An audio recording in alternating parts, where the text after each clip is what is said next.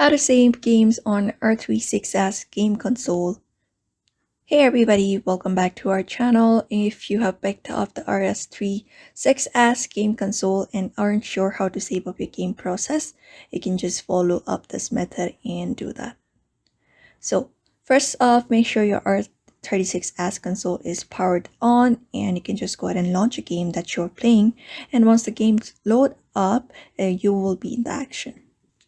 So most of the games on the R36S console comes with an autosave feature. That means your game will save automatically as you play it.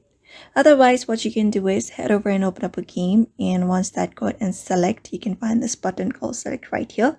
You can just go ahead and tap on it, and after that is done, go to the back of your console and you'll be finding this R1 section.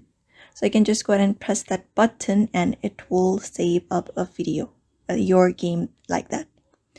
You can also follow up the other methods, like go ahead and select up again, click on the select again, and after that is done, press L1 this time, and after pressing L1 it will again save up. It will load up and save it up. Otherwise, we have this combination key description given in the manual. Once you have this manual, you'll be finding this option, and right here we have this option called save and read game.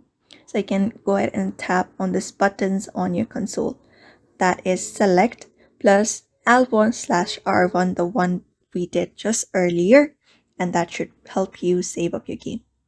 So that is it. Now you know how to save your games on the R36S game console. So if this video helped you, don't forget to give it a thumbs up and subscribe to the channel for more gaming tutorials.